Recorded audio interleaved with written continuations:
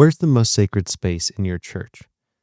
Would you say the sanctuary, the altar, um, maybe the baptistry, or a prayer chapel if you have one? But I want to suggest something. The tech booth is a sacred space. Now, that's not because of what happens on stage, but because of what happens in the booth. The preparation, the problem solving, the quiet prayers muttered when something goes wrong, the quiet conversations that you have with volunteers that are going through hard stuff. There's a book called Every Moment Holy by Kaine McKelvey.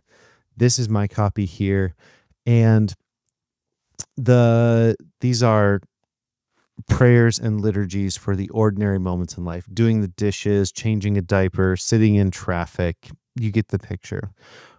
Prayers and liturgies for ordinary moments. In the introduction, he talks about how so often we kind of draw this dividing line between secular and sacred things. We have our God things like church, and then we have our secular or like not super spiritual or God things like doing the dishes. And when we do that, we try to take God out of every moment of our lives. But God is everywhere, in every space, in every moment. He's there with us. The psalmist wrote, the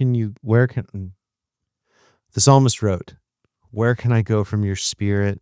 Where can I flee from your presence?" The answer is nowhere. God is in everything, including the tech booth. Hey, everybody, and welcome to the House Lights Podcast. My name's Gabe. Welcome back, and thank you for returning. Thanks for your time.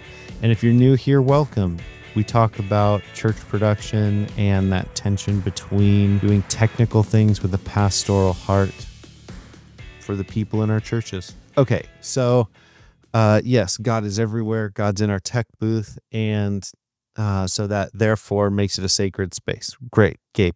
What do I do with that? What does that mean for us? Like, why does that matter?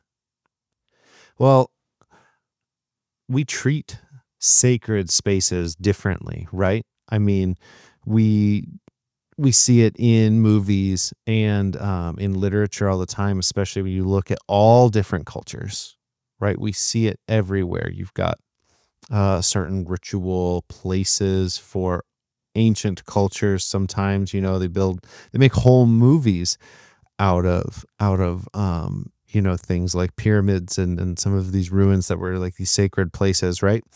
But even in like our everyday lives, right? Like growing up, like you weren't allowed to run like in the sanctuary of the church, right?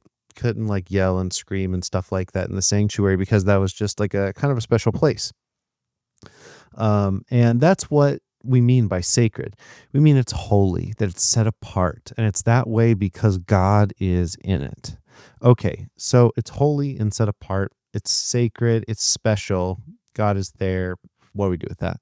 My mind is brought to Moses. Exodus chapter 3, Moses has found the burning bush, right? And God tells him, "Take off your sandals, for this is holy ground," right? We're not disturbing this ground because it's holy, right? It's reverent. And Moses obeys, and he takes his sandals off, and he has this incredible encounter with God. While I'm not saying that we should take our shoes off every time we come in the booth, because I get smelly, potentially not safe, kind of fast. It does mean that we need to care for that physical space. So that could look like a number of things. Just a couple episodes ago, back in episode 3, we talked about setting the table, right? Preparing the space for our volunteers, preparing the space for our church and for our teams to serve them well and to serve our moments and our experiences well on the weekend. I think that whole conversation also falls in here. So we've got taking care of the physical space, setting the table within our booths, right? So we can do that through organization. When we have a very organized space, and our volunteers and our team knows exactly where to find what they need when they come in. All the cables are dressed nicely, and they are everything is labeled, everything is clean. There's no Cheeto dust on the keyboards. Um, that communicates appreciation, that communicates care, and that this place is important and it means something special. So I think that because we have recognized now that the God of the universe is present with us in what we're doing in our booths, like, it requires some more care than some of us give it. And it's not just organization. Organization is a great starting place, but I think it can even expand to things like comfort and function, like making sure that everything just works when the team shows up. When everything just works, it's well maintained. It's we've thought ahead and we've prepared the way. Things go so much better. It's a place where people love to be. It's a place where people feel safe and they can also feel important. And it feels like an important place to them when they see how we treat it. So making sure that everything functions. On top of that, like making sure that people are comfortable in this space, making sure there's water for our volunteers, right? That maybe we can upgrade the folding metal chairs to something more comfortable. Maybe we can even like enhance the aesthetics, right? To give people the sense that it is an important and a special place. I mean, entire like cathedrals, right, were built because they were seen as this sacred meeting place of God and man. And artists were commissioned, and years and decades were taken to build these amazing pieces of art. And while we may not be building cathedrals in our tech booths, maybe we're adding some light, maybe some desk lamps. I remember one time I found a cool, like, kind of industrial style desk lamp. It's like a super simple. It's like a block of wood with like pipes, and then like an exposed Edison bulb just hanging down. And I put that in the booth, and like, yeah, it looked cool. I put it there because I thought it looked nice. It added just a little bit of light for people to function. And I thought it looked really nice, enhanced the aesthetic. Turns out that it actually was super meaningful to the volunteers on my team at the time. The very first weekend, somebody came in and they were like, "Oh my gosh, thank you so much for putting this lamp here." And I was like, "Oh, you're welcome. Why is that? Um, you know, why does that mean so much to you?" And she said, "Well, I can finally like see the keyboard. I'm usually like straining to like see the keyboard down here once the lights go down. And I'm never confident that I'm hitting the right button. I'm always stressed out that I'm going to hit the wrong button, and I'm not going to get to the next slide on Pro Presenter, or I'm going to, put the pastor's name up at the wrong time."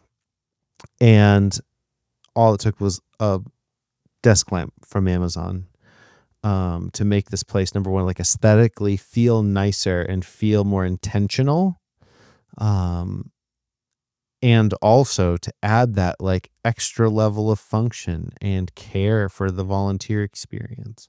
And what that does for the team is it just makes the place feel special, makes it feel set apart or sacred, because you've put time and energy and attention and intentionality into that space to keep it clean, to keep it organized, to keep it functional, and to keep it like as an aesthetically enjoyable atmosphere. Man, that is how we set our physical spaces apart. I think back to the temple and to the tabernacle in the Bible, right? There was tons of, I think of like gold and cherubim. Your tech booth doesn't need gold and cherubim, but it deserves the thoughtfulness and intentionality. Shifting gears here, not only does the physical environment need more attention when we classify it now as sacred, but the emotional environment is also super important. The tone you set is actually probably like it's affected by the physical environment, but it is infinitely more powerful than the physical environment as far as how a space feels, right? So, for example, if I'm coming in and I'm just like frenzy and frenetic and kind of like off kilter, maybe I overslept or maybe I just like didn't prepare anything that week. And maybe I had good reasons for it. Maybe it was because, there was something going on with my family. So, no, not like throwing any shame on anybody who's had mornings like this. I've had them myself. But when I come in and I'm kind of like tense and uptight and frenetic and crazy, I'm not calm and maybe it's giving super, super short answers to anyone who asks me questions. Maybe I'm even like kind of snapping at people. If they have a question for me, um, puts everybody like on edge. Like you are the leader in your space. You set the tone for everybody's emotional temperature. You set the emotional temperature in the booth. Your team feels what you bring. So if you bring calm into that situation, they're going to feel calm. They're going to feel comfortable. They're going to feel safe, and they're going to feel ideally the presence of God through you and the love of Jesus through you and through the environment that you've helped create. So come in with a calm demeanor, and not only like calm versus like, being frenetic, but also like make it welcoming and inviting, like make it a place that people want to come. So be friendly. Don't just be all business and like business and cues. And this is what we do. We execute the services and that's what we're here for. So, but get to know people, have like a, have conversations, have like a place where people come in, they give each other a high five and they ask about each other's families, what they did last week. Maybe they're talking about Stranger Things or, whatever the new show is on Netflix. They're catching up on that, and they're actually like it's a space where people feel comfortable, where they can make friends, where they feel like they're a part of something, where they're being invited in to community. Our booths are like basically a captive audience for building community within our churches. We're creating these small, almost like a small group that is also serving the church together. And that's so, so cool. But that only happens if we create the right kind of emotional environment. People feel welcome, they feel included, where they feel cared for, where they feel needed, and they feel known. So create that environment by being prepared ahead of time so that you don't have to just be, fixing things and getting stuff ready when your team is present. Be prepared ahead of time. Make sure everything works so that when they get there, everything works and they feel supported, but also you can just be focused on them and focused on catching up with them and following up on, maybe any like kind of hard life situations that they've been in. And maybe you are pastoring them in those situations. You have the space, the emotional space to like pray with people as they need it. And one thing that we want to like really avoid, which is actually pretty easy for a lot of us to accidentally create, is an intimidating environment. When a lot of people think about soundboards and lighting consoles and, projectors and video systems and, whatever it is that we use to do our weekend services, they can immediately be a bit intimidated. They're like, "Ah, man, I'm not like a professional videographer. Like, what am I? You want me to you run a camera, or like I don't know the science of like sound waves. Like, what do you mean? Like that all looks really complicated. There's a lot of lights and a lot of numbers, and it can just like initially be like a really intimidating space. And so when we can create a space that is like where people feel safe asking questions, they don't feel like they're ever going to be shamed. There's no shaming. There's no making people feel dumb because they don't know something. We're creating a welcoming space where it's safe to ask questions and safe to make some mistakes. We're all going to make them. I've made them. You've made them. If you don't think you have, ask somebody else. They'll show you. And when those mistakes happen, just being right there with them, encouraging them and coaching them through so they can do better next time. That's how we create these spaces where people feel the presence of God, where people feel loved and needed and known. This is how we disciple people in production, is through these moments. That's how we build their trust, right? And when they're in a space where they're welcomed, they feel like they belong, they feel like safe. Um, there's a lot of room there for transformation, for growth, for like deep heart work to be done. You can then curate the kinds of conversations that you allow to happen in your booth to make sure that life change and transformation is what's happening.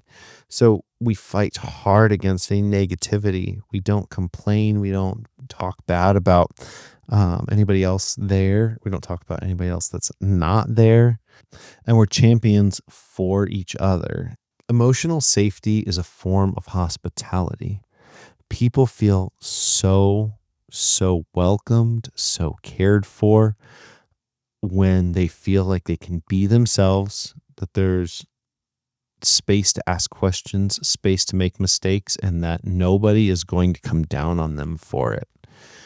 If that's the kind of space that we can create, oh man, the Spirit of God is definitely there. And it allows us to help them take steps in their faith.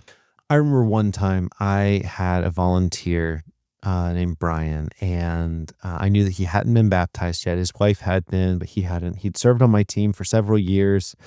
He and I got along really well. We had a lot of similar interests, and me and him, we even like hung out outside of church, and we just had a really, really great time, really good rapport.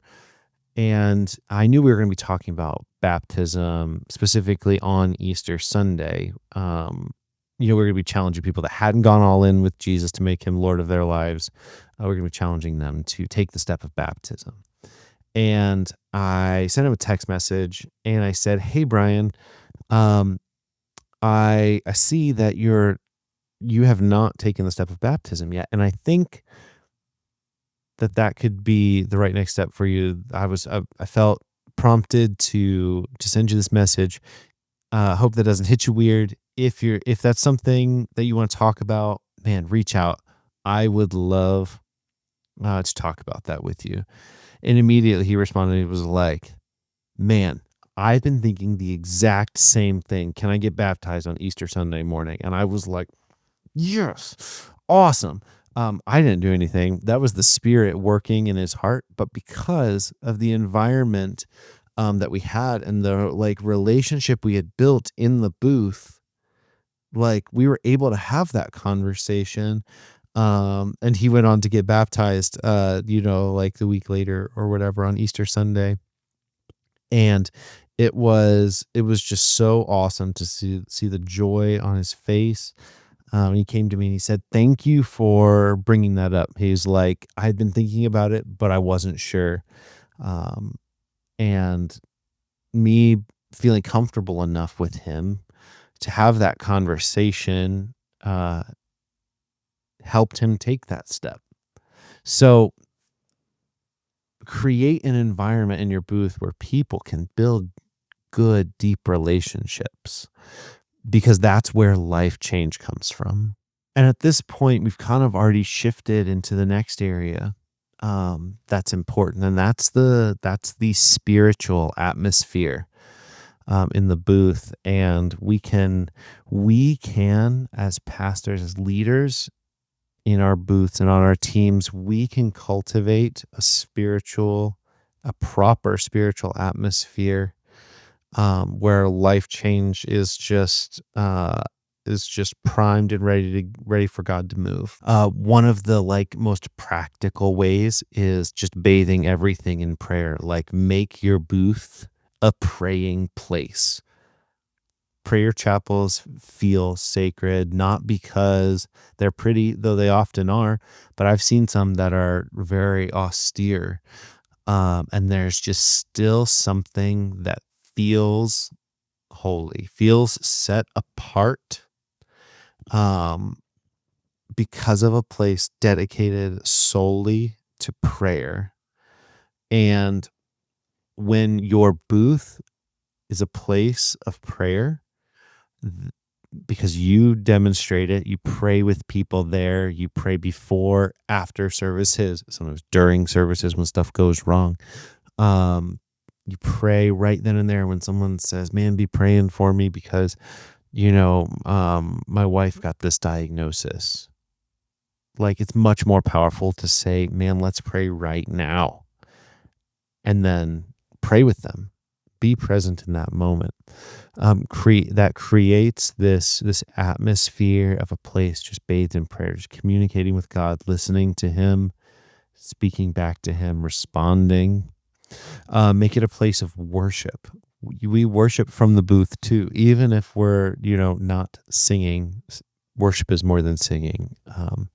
That's a whole nother podcast.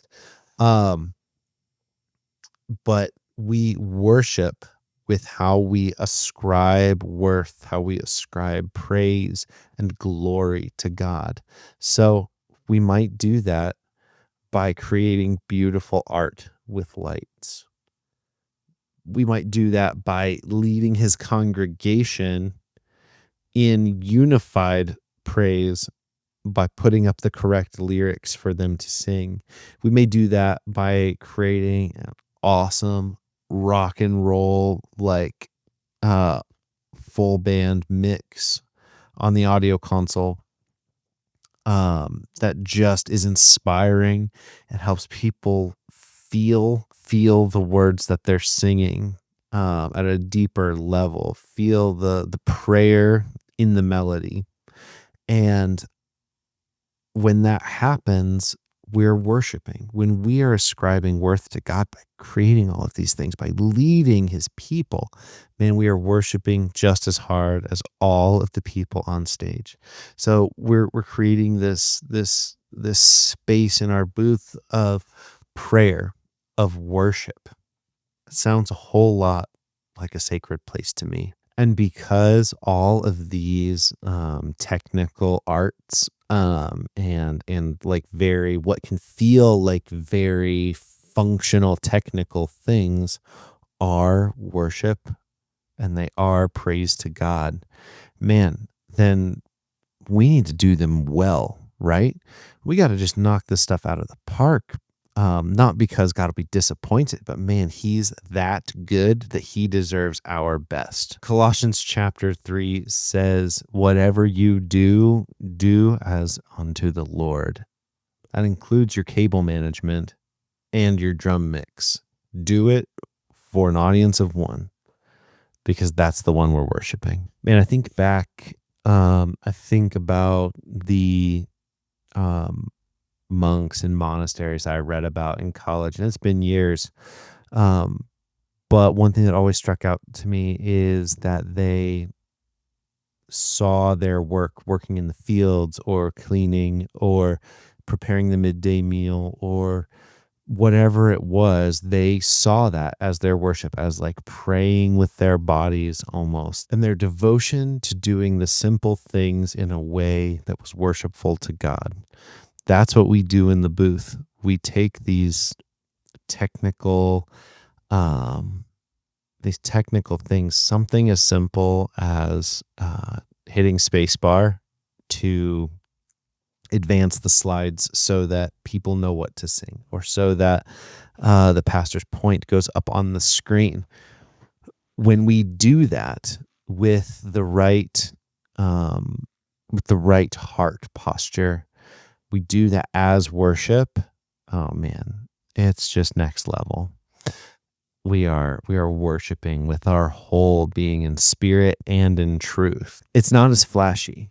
It's not as visible, if you will, as maybe those leading the congregation in worship on stage. And admittedly, for a lot of us, that's a good thing. Like, I would much prefer to be kind of in the background than on display historically, which is odd to say from the guy voluntarily recording a podcast. Along with creating a place where people can worship, where they do worship, part of the spiritual atmosphere is going to come from what we allow in our booths.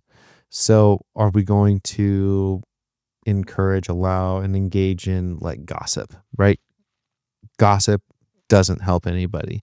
I have been in so many unhealthy booths where, somebody starts grumbling about that, that worship leader, or that drummer, and that's always the like stereotypical dichotomy, right? The people on the stage versus the people in the tech booth. One person says something, it starts out maybe as a joke, but then there's always that little seed of like hidden hurtful truth in there.